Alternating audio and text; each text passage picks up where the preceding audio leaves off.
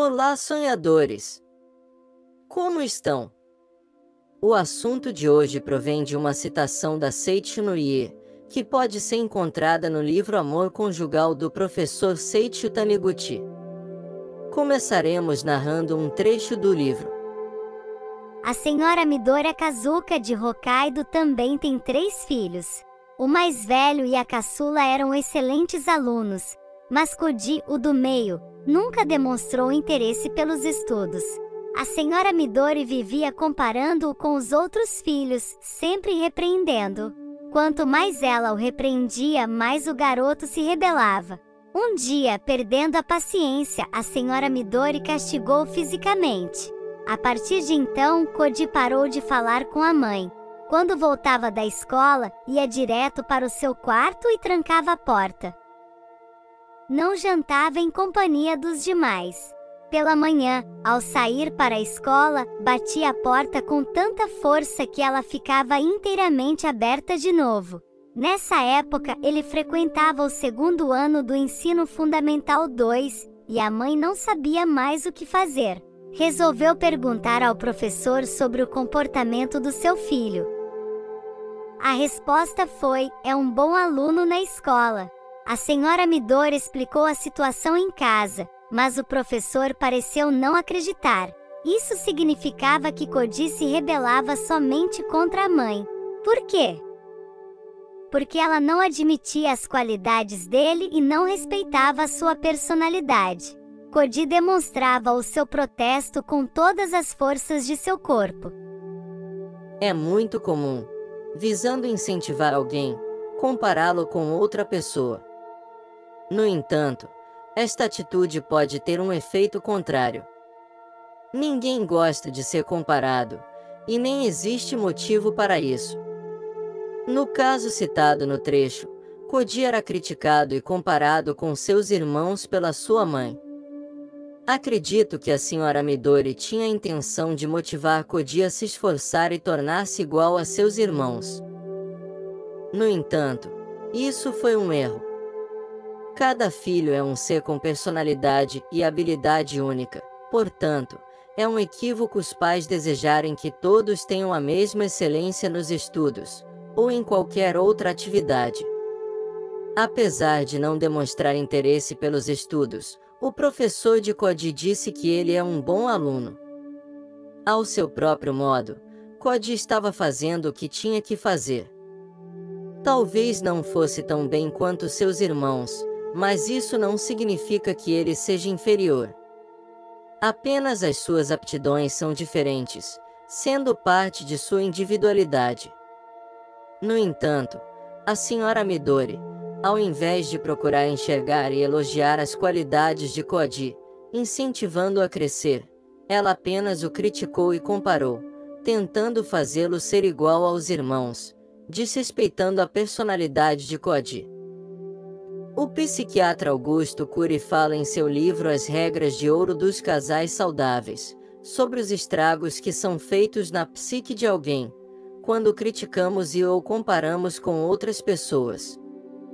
Em caso de casais, geralmente ocorrem atritos e conflitos, afastando o parceiro cada vez mais, chegando ao ponto do outro ficar sempre na defensiva, em qualquer conversa.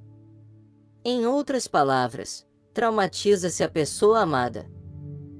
No caso entre pais e filhos, acho comum acontecer o que ocorreu com Koji.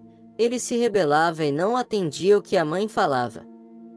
E, após a agressão física, ele parou de falar com ela. A senhora Midori, ao agredir o menino, traumatizou. O fez fechar-se para qualquer tipo de diálogo com ela. A agressão física nunca tem consequências positivas. Assim como a imposição de ideias e comportamentos. Tudo que é imposto não é bem recebido, e acaba tendo efeitos negativos independentemente se a intenção de quem o faz seja boa. Não é mencionado no livro, mas pergunto-me se a senhora Midori conhecia bem seu filho, se sabia o motivo de ele não se empenhar nos estudos tanto quanto os seus irmãos. Ou se ela apenas quis impor que Koji tinha de ser igual a eles. A lógica comum é que todas as crianças devem estudar e se esforçar para serem os melhores.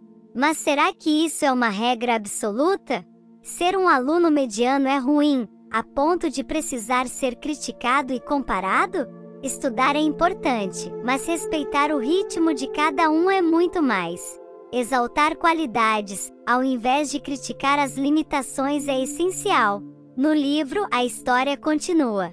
Mas vou resumir com minhas palavras para não ficar muito longo. Meio ano depois, a senhora Midori conheceu a Seiichi no Ie através da revista Pomba Branca, e foi assistir a uma palestra do preletor Suzuki. Durante a orientação pessoal, a senhora Midori contou todos os defeitos de seu filho, além de sua má conduta, dizendo não saber mais o que fazer. A resposta do preletor Suzuki foi a seguinte: Koji é um filho extraordinário. É o que sente mais amor pelos pais. Na imagem verdadeira, ele é um maravilhoso filho de Deus. A senhora deve lhe agradecer e reverenciar a sua perfeição. Ele tem um grande apreço pelos pais. A mãe não compreendeu o que o senhor Suzuki disse, contestando. Porém, ele não explicou mais nada, apenas insistiu em fazê-la agradecer e reverenciar a perfeição de seu filho, nem que seja pelas costas. Mesmo sem entender, a senhora Midori decidiu fazê-lo. Quando o menino saía para ir à escola, ela podia ver as costas dele na rua pela janela. Então ela passou a reverenciá-lo assim. Muitas vezes, quando ela parava para refletir, ela chorava, questionando o motivo de ela ter de reverenciar a um filho tão rebelde. Porém, ela persistiu. Foi a uma palestra do eterno mestre Masaharu Taniguchi, onde ouviu o relato de uma senhora que estava em situação parecida. Apesar das lágrimas, ela teve sua convicção renovada.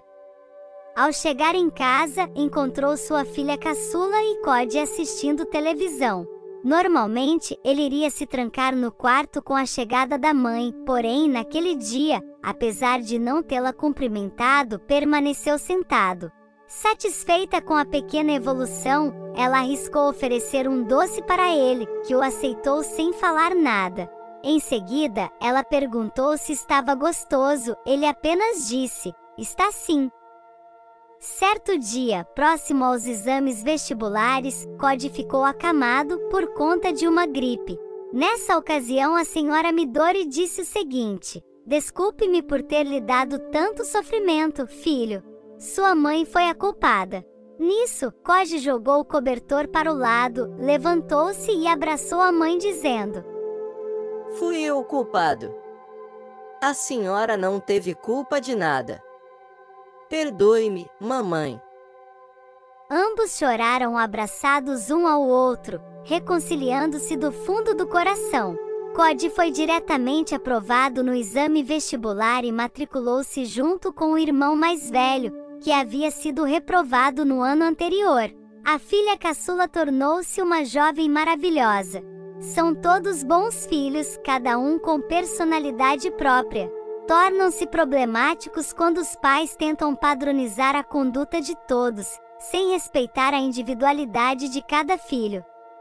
Quando a mãe passou a exaltar, mesmo que mentalmente, as qualidades do filho, repetindo e agradecendo pelo filho perfeito que tinha, Koji passou a manifestar isso. Ele sempre foi maravilhoso, mas a mãe só enxergava motivos de críticas, por isso, estas características ressaltaram-se para ela, só para ela, pois, na escola ele era um bom aluno, como disse o professor.